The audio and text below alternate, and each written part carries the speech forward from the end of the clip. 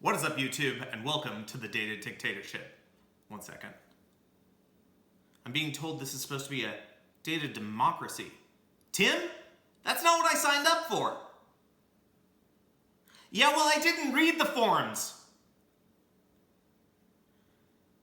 I'm being told now that I have a legal obligation to continue. Okay, Haynes, calm down. You can always seize power when the time is right.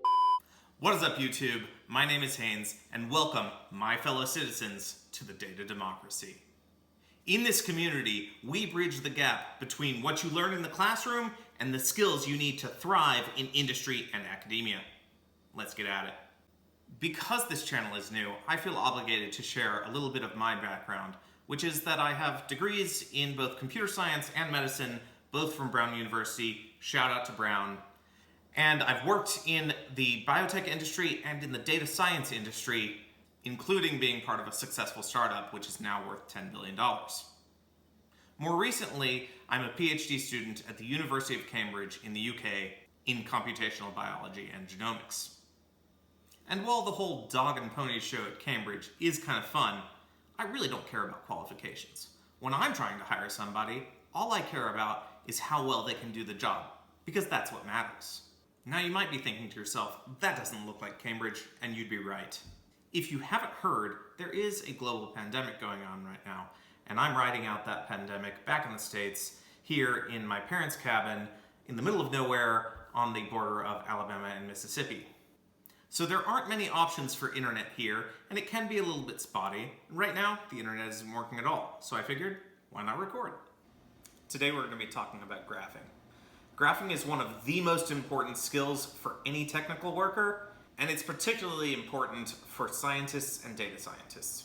The only skills I'd put on the same level as graphing would be verbal and written communication. Graphing will allow you to discover new things about your data, and it'll let you communicate the important aspects of your data to others. And what speaks louder than data? But first, I have a funny little story that's related to this topic, and that is that several years ago, I was at a party, and I was talking to some people about graphs. I'm not sure what you all talk to people at parties about, but apparently I talk about graphs.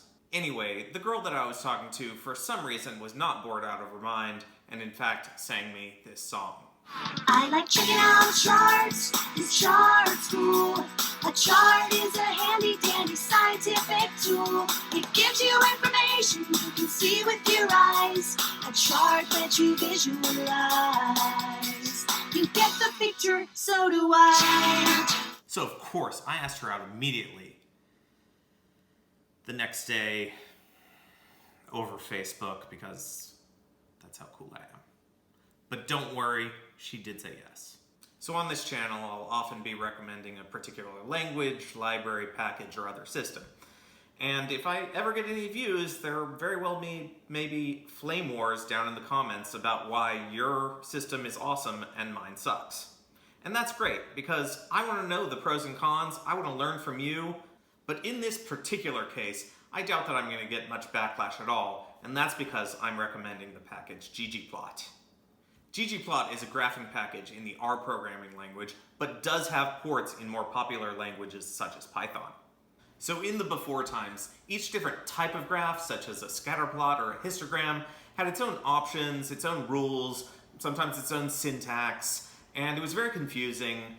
But then, in 1999, a statistician named Leland Wilkinson wrote a book called The Grammar of Graphics.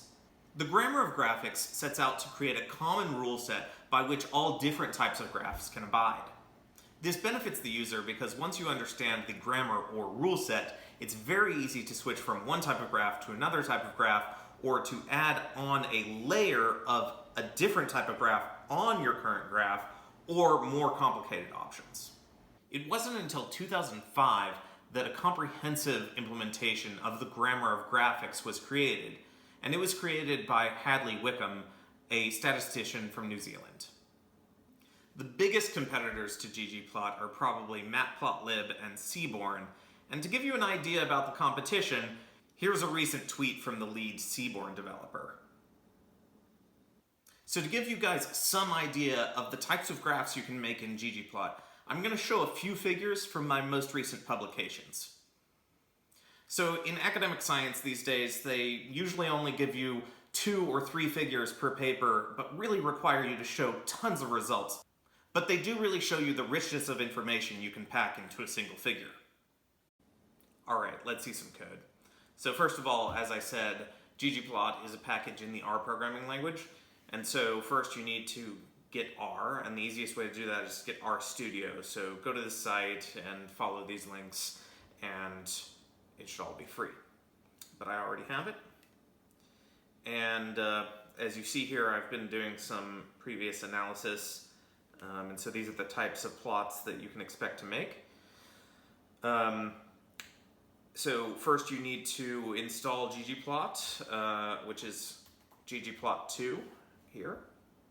And then you need to load it. I already have it loaded.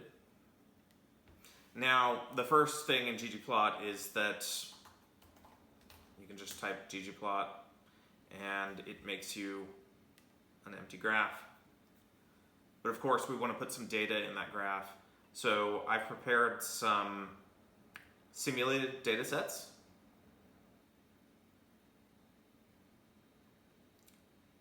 So this data set has 2 variables and a cluster identifier.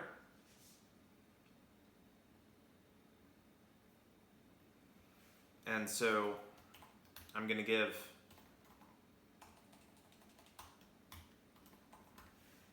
the data to the ggplot object, and then I'm going to make a geom point. So geometries are basically the types of graphs in ggplot, and the geom point is the scatter plot. Now there's geom line, there's geom histogram, there's geom density, there's many different geometries, many different types of graphs, but they all sort of go by the same syntax. And within the geometry, you're going to want to map the variables onto the attributes of the graph. And in a geom point, the points need to exist in some space, so they need an x-coordinate and a y-coordinate. You might also give them a color or other attributes that you could map either onto a constant or onto a variable in your data set. So this mapping is called an aesthetic, which is AES for short. And here I'm going to map x onto var1, y onto var2. And so you see we've got a scatter plot. Now we also have a cluster identifier, and so we could make that, map that onto the color.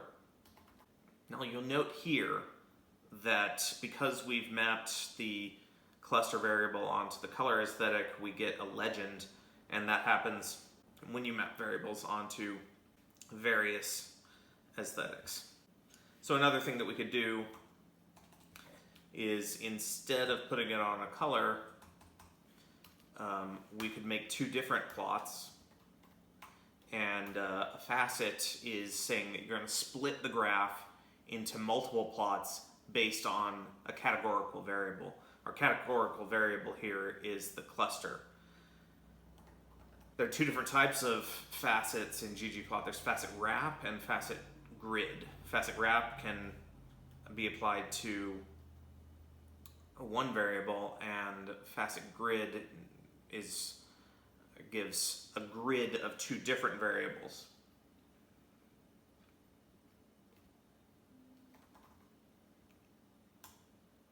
Okay, so we've got 2 different plots now. Okay, quickly, I made another simulated data set called stock. And this is simulated, and some of these numbers are negative, which, negative stocks besides oil recently are not a common thing, but anyway.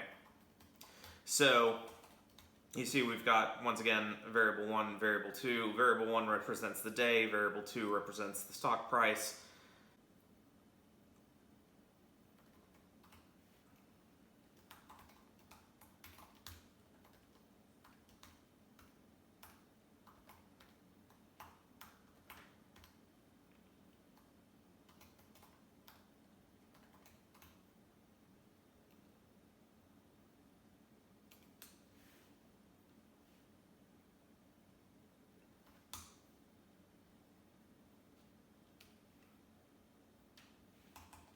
accidentally made a geom point when I meant to make a geom line.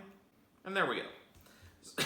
So you've got Tesla stock going up and Delta stock going down. It's sort of like real life. But, obviously this is simulated data.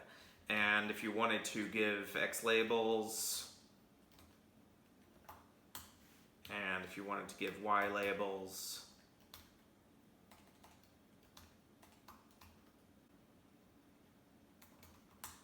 then you do something like that.